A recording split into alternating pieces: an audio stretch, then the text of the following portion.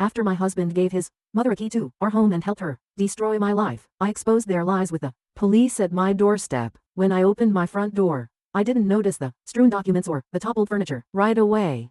It was the quietness, that oppressive, strange hush that envelops you like a veil of death and whispers that something is gravely amiss. My name is Audrey, and I recently attended a 3-day business retreat where I learned how to trust my co-workers through absurd team-building activities. Now that I'm standing in my cluttered living room, I see that I should have prioritized trusting my own family more. As I called Ryan's phone, my fingers were shaking.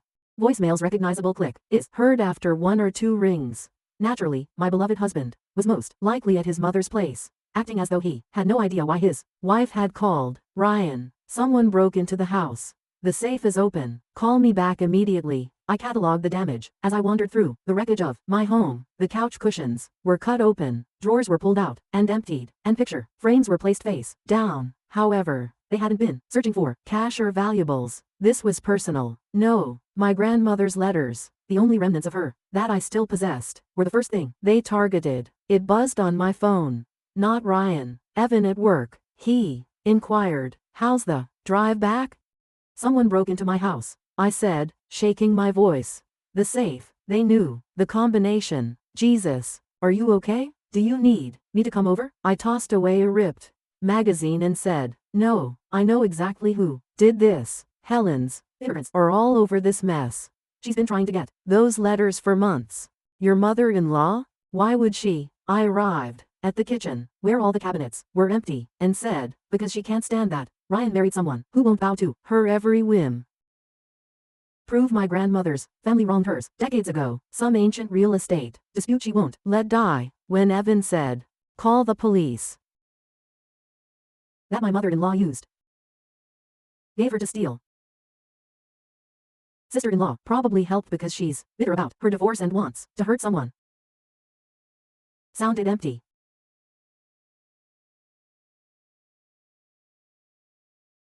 It'll be my word against the entire Miller family. Basement was ajar. I had not yet looked down.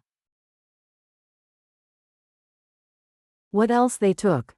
Audrey, wait. After hanging up, I went down the stairs. My feet creaked with every stride. More mayhem was shown.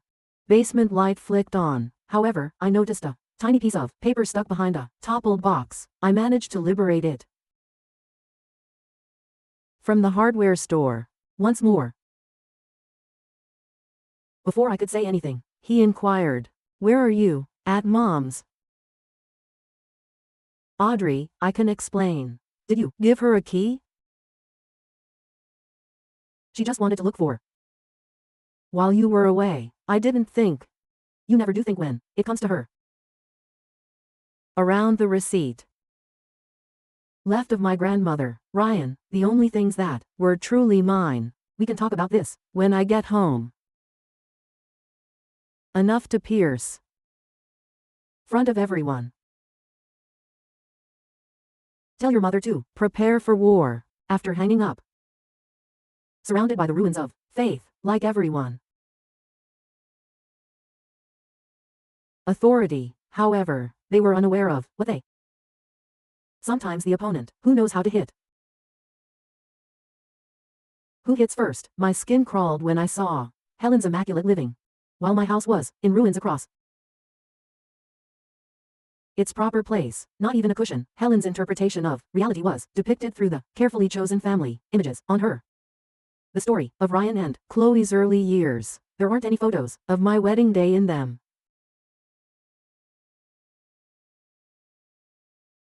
"I have no idea what you're," she said. "Ryan, look for old family albums while you were away."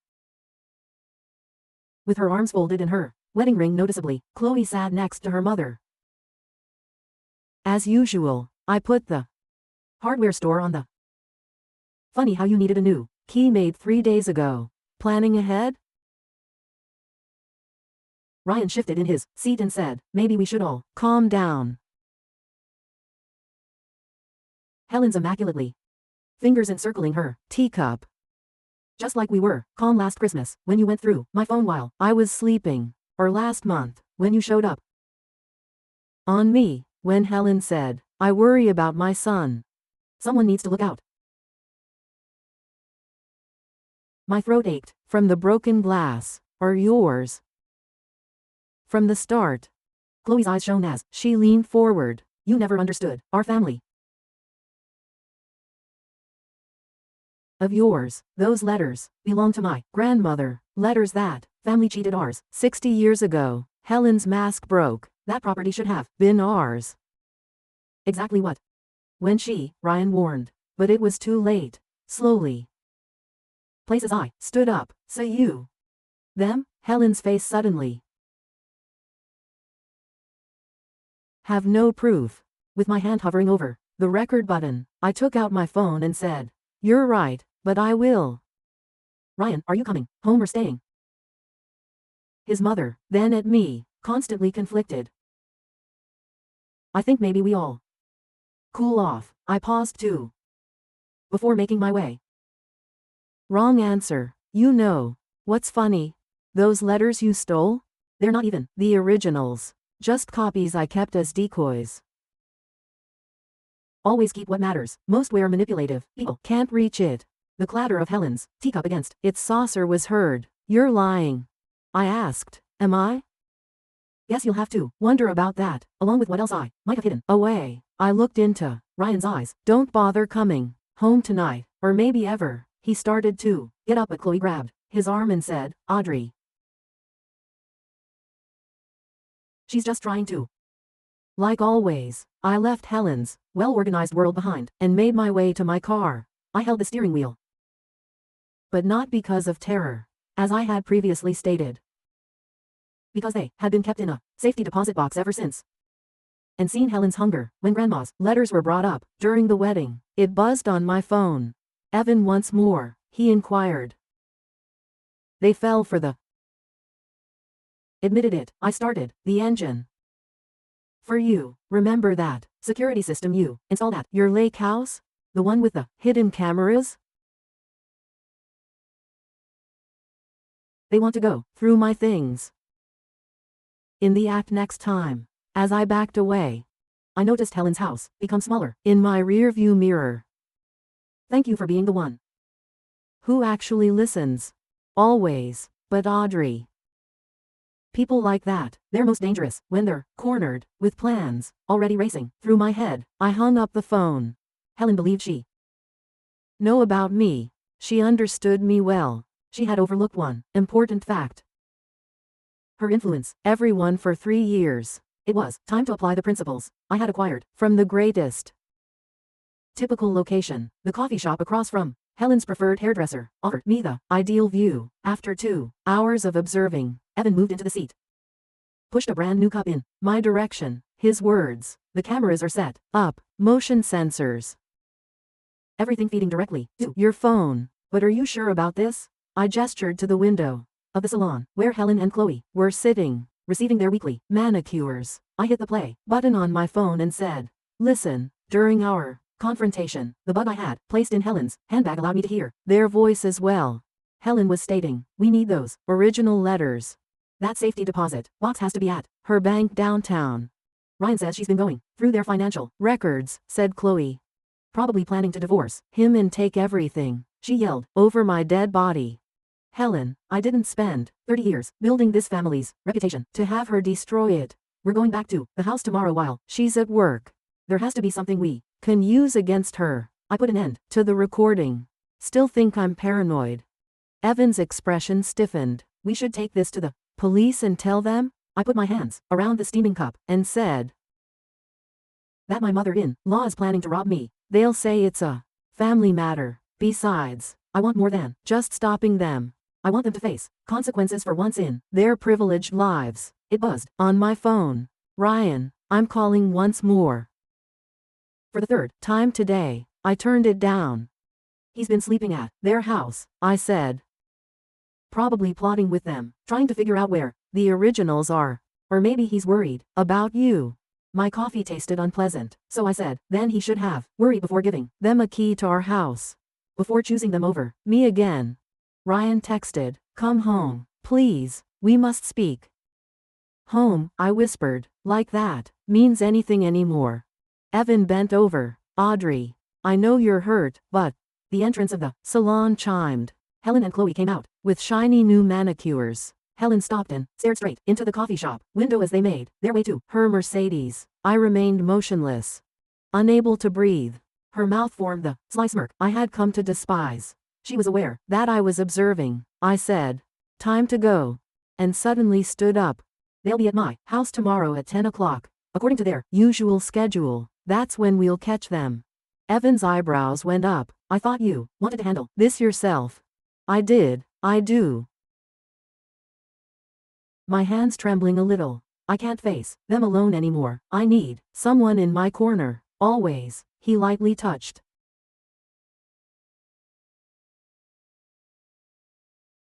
this to people. As I watched Helen's car drive away, I thought back to our wedding reception, when she had cornered me and first revealed her true nature. "You'll never be good enough," she'd stated.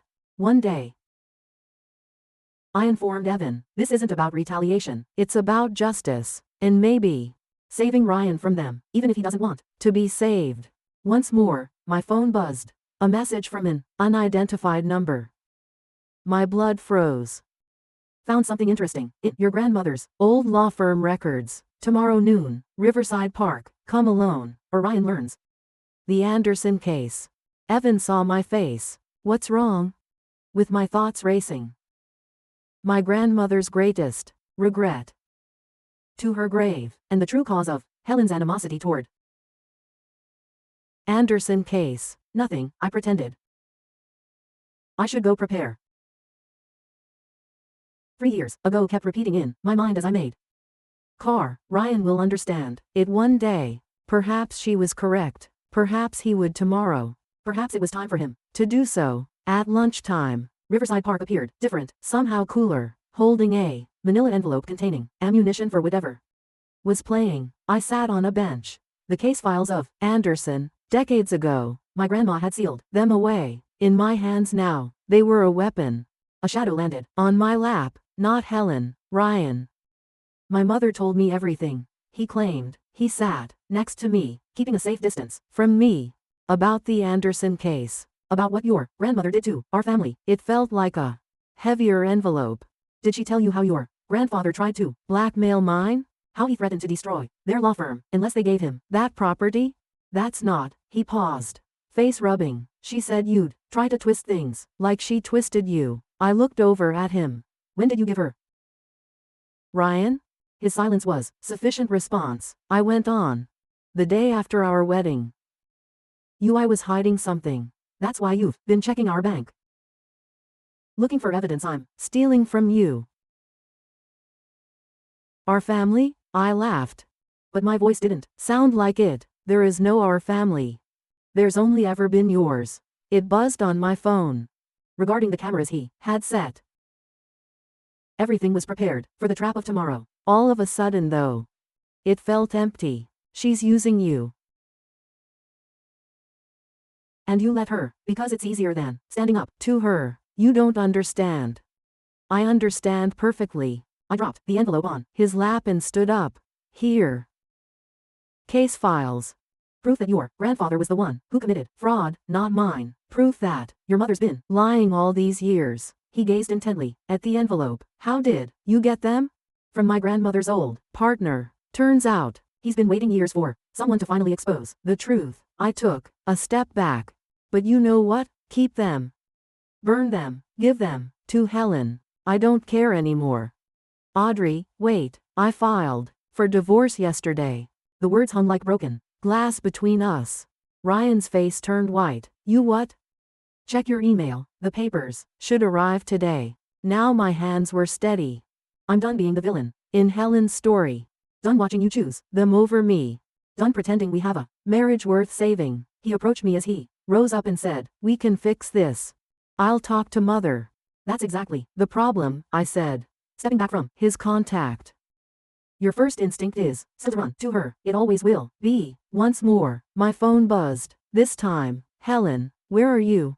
"We had a deal." I returned the type. "The deal has changed. Inquire about the files with Ryan. You can't just throw away 3 years of marriage," Ryan stated. I started to go, but stopped when I heard, "You already did that when you gave them the key to our house." You know what the saddest part is? I actually thought I could save you from them, but you don't want to be saved, Audrey. Goodbye, Ryan. I passed the seat where we used to have Sunday lunches, and the location where he had proposed as I strolled through the park. Helen, Ryan, and even Chloe were all buzzing on my phone. I made them all quiet. Only Evan's message was received. The cameras are in real time. Do you still intend to carry out tomorrow's plan? At the park's exit, I paused and took one final glance back. Ryan appeared disoriented as he stood where I had left him, holding the package tightly. My determination faltered for a second. Then I recalled the broken safe, the broken house, and the 3 years of gaslighting and deceptive tactics. Yes, I did reply to the text. However, plans changed. I no longer only wish to catch them in the act. What are you looking for? I observed as Ryan, who was constantly rushing back to Mother, took out his phone and most likely called Helen. I typed, I want to destroy them, each and every one. Because sometimes destroying everything and starting anew is the only way to save yourself. I was sitting in my car across the street when the security camera feed flashed on my laptop screen. Helen's typical Thursday morning interruption is 10 minutes away. Every aspect of my property, including the front and back doors, as well as the garden walk Helen loved to criticize, was caught by Evan's intricate setup. From the passenger seat, Evan said, "You don't have to watch this. We can just let the cameras record." My coffee cup made my fingers whiten. I need to see it. Need to know exactly how they do it. Helen's Mercedes smoothly came to a stop in front of my house on time. Chloe followed her out, as always immaculately styled. Then a third door opened, and Ryan appeared. In my hands, the coffee cup crumbled. He is assisting them. They went to the main door. Ryan looked over his shoulder anxiously. Helen gestured angrily as she spoke. He produced his original key, not the duplicate. "Jesus," whispered Evan. "Audrey, maybe we should wait." As a fourth figure stepped out of Helen's car, I took hold of his arm. "Who is that?" With a briefcase in hand, the man in the pricey suit walked with authority. Somehow, he looked familiar. "That's James Morton," Evan announced, Helen's lawyer. "I've seen him at charity events." The group vanished within my home. I flipped between angles, seeing them navigate places with unsettling resemblance. Helen led them as a general would lead soldiers. She said, "The study," clearly audible over the covert microphones. "Those Anderson files have to be here somewhere." "Mother," added her. "She said she gave them to me." Ryan made a feeble protest. "Copies, obviously," Helen yelled. "You think your wife would give up her only leverage? Search everything." Once more, saw them tearing up my house. However, things were different this time. This time, I noticed that Ryan was opening drawers with trembling hands. As Chloe knocked books from the shelves, I noticed her smug smile. I witnessed Helen's disguise come off when she believed no one was looking, exposing her true desperation. Morton said, "Behind the safe," without warning. "Did you check behind it?" I gasped. The safe on the wall had been a ruse. There was nothing back there. But everyone was aware of it. "Too soon," Ryan answered. "No, there's nothing back there." Helen squinted her eyes. "Move it, Mother. Move it." My fingers hovered above 911 as I reached for my phone. The prior owner had installed a secret compartment behind that safe. There were documents within that showed Helen's own financial misdeeds, which were considerably more devastating than the Anderson case, compiled with care over 3 years of observation and anticipation. Ryan took a step forward, then halted. "No," he replied. Helen turned against him asking, "What did you say?" I said no. He said more firmly, "This ends now. We're leaving." Helen's composure broke when she asked, "After everything I've done for you, that woman has poisoned you against your own family." Ryan remarked, "That woman is my wife." "Not anymore." Morton cut in with ease. "The divorce papers were filed yesterday. You have no legal right to." With my phone filming everything, I walked into the doorway and asked, "To prevent us from breaking and entering, destruction of property, conspiracy." With the exception of Helen, they all froze like guilty kids. She flashed her sly smile. "Perfect timing, dear. We were just discussing the Anderson case and other family matters." I walked deeper into the room with Evan right behind me and said, "I can see that, but you made one mistake. Helen, you got sloppy. Desperate," she responded. "I don't know what you mean," as her voice became more strained. "The Anderson case was never about property fraud, was it? It was about covering up what really happened. What you did." Her smile faltered. "You're confused." Adding, The real documents aren't behind that safe. I looked into Ryan's astonished eyes and said, they're already with the district attorney, along with proof. Your mother embezzled millions from her own charity foundation. That's why she's so desperate to find evidence against my family, to protect herself. Chaos ensued in the room. Ryan stood motionless between them, all as Helen reached for her lawyer and Chloe began to scream. However, I continued to watch Helen as her idyllic environment fell apart. Retaliation isn't always about ruining someone. Allowing them to ruin themselves is sometimes the solution, and sometimes speaking the truth is enough to bring about. My living area was painted in alternating shades of blue and red by the police lights. As she talked to the authorities, Helen sat primly on the couch, tears running down her flawlessly applied face. She pointed to me and wept. She's the one who's been hurting our family. I was just trying to protect my son. We have evidence of her harassment, Morton said with ease. Her obsession with destroying her mother-in-law's reputation. The break-in was merely an attempt to recover that rightfully belonged to the family. The recording of their entrance was no longer useful and my phone felt heavy in my pocket, like Helen always did. They had gone ahead of me and completely changed the situation. That isn't true, Ryan exclaimed abruptly. Everybody looked at him. Mother. Stop, just stop. Helen's weeping stopped at once. Ryan, dear, you don't understand.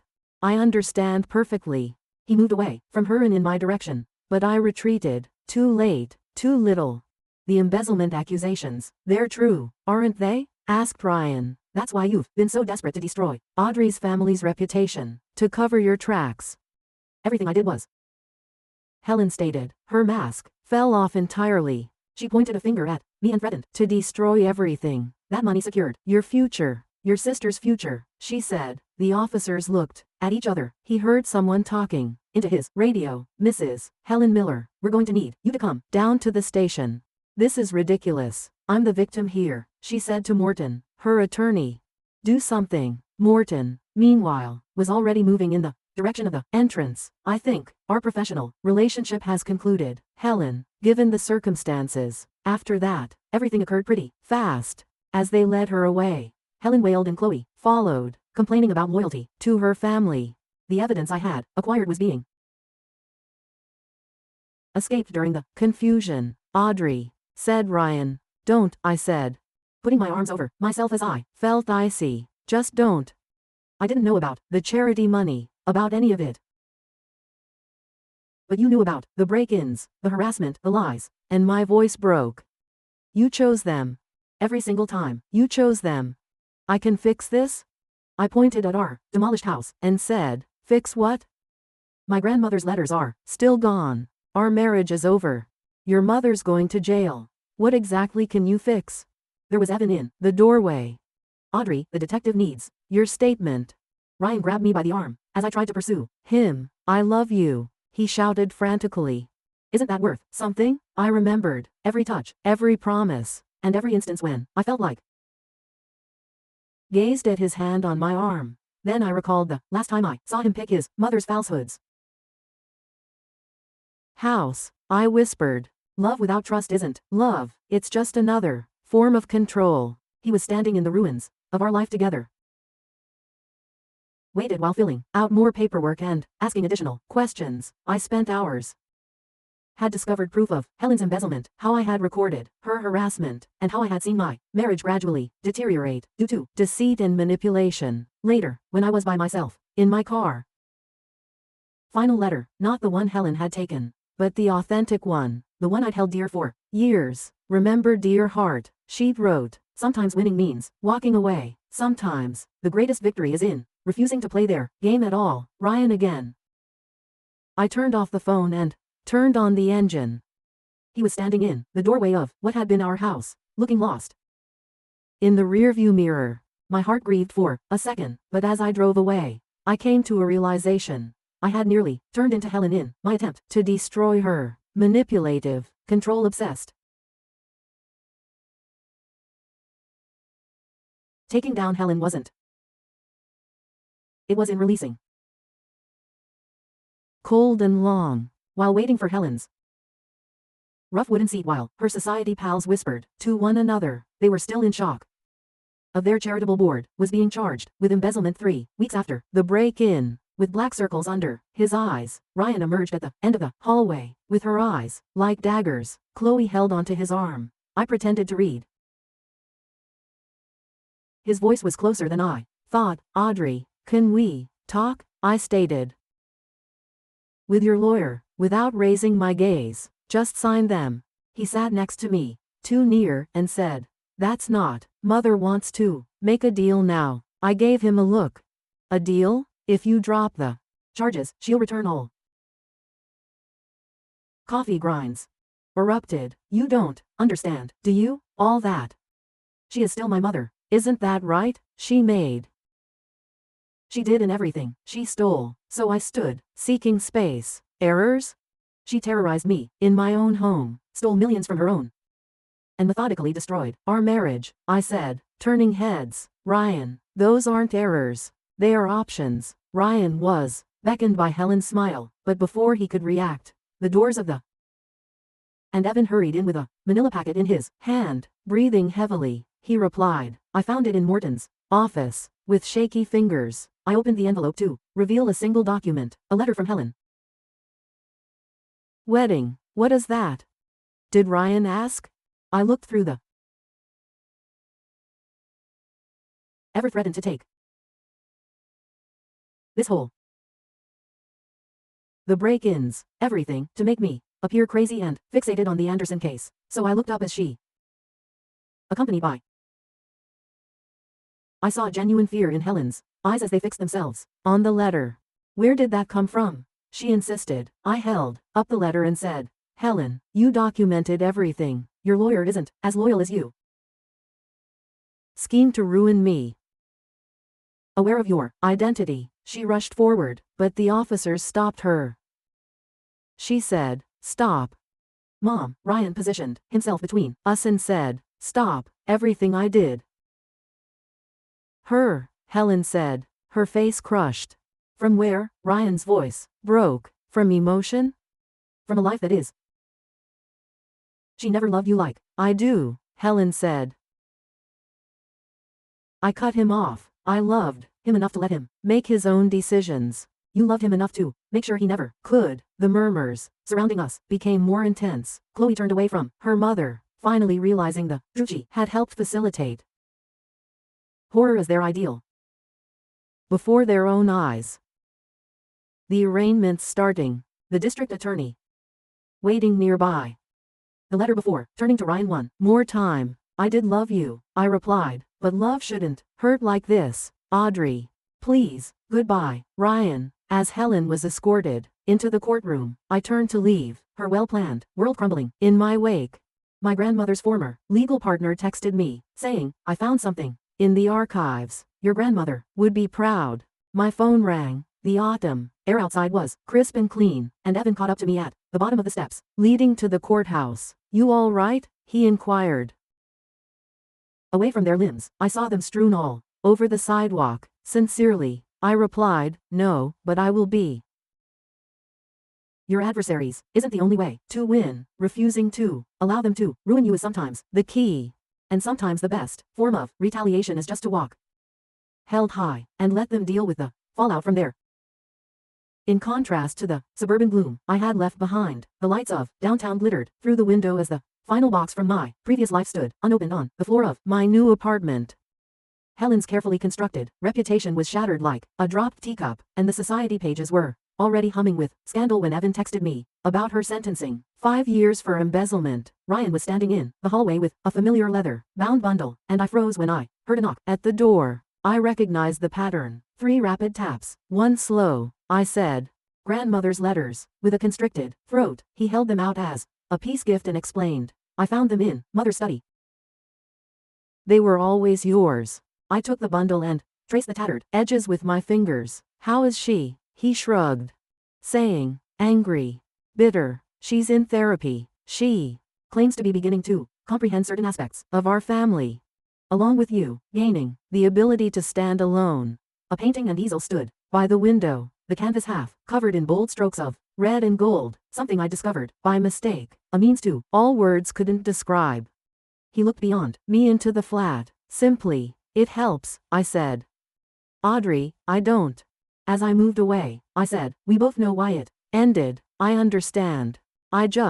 You should see, he said, bringing out an envelope containing the signed divorce papers and other items. It contained a 30-year-old newspaper clipping about a young Helen Miller who was frantically attempting to establish her social standing before marrying into a wealthy. Ryan remarked softly. She was constantly terrified of losing control, of being shown to be inadequate. I now understand what she did, but I'm not condoning it. Understanding doesn't make it right, no, but it helps me not become her. Somewhere in the metropolis below, a siren screamed, where I used to cringe at the sound. Now it served as a reminder that life moves on, changes, and evolves. I told myself, I never wanted revenge. In shock at the reality, I just wanted to be free. I understand. You won because of that. He started to walk away, but stopped. The picture. It's stunning. I opened the bundle of letters after he departed, and while my grandmother's words flowed across the pages, describing her strength, her courage to confront bullies, and her courage to choose integrity over retaliation, one piece, written shortly before her death, struck my attention, because they are afraid of own darkness. Some people will attempt to dull your light, dear heart. You have more power if you keep shining than if you resist them. Not every story needed a tidy ending, and sometimes victory wasn't in killing or even forgiving your enemies, but rather in finding who you truly were without them. I grabbed up my brush and added blue touches to the canvas. My phone buzzed once more, and Evan was inviting me to dinner. No date yet, but perhaps someday. For the time being, friendship was sufficient, and I had my freedom, my truth, and my work. In my previous life, I would have perceived danger in the shadows created by the flickering city lights, but now I see opportunities, patterns, and untold stories. The canvas was waiting, the night was young, and I picked up another brush. For the first time in years, I felt genuinely free, not because Helen had lost, not because I had won, but because I had finally understood the difference between emancipation and retribution, and I discovered who I was in that disparity. If you haven't subscribed yet, please do so and hit the notification bell to stay updated with more shocking, real-life stories happening around you.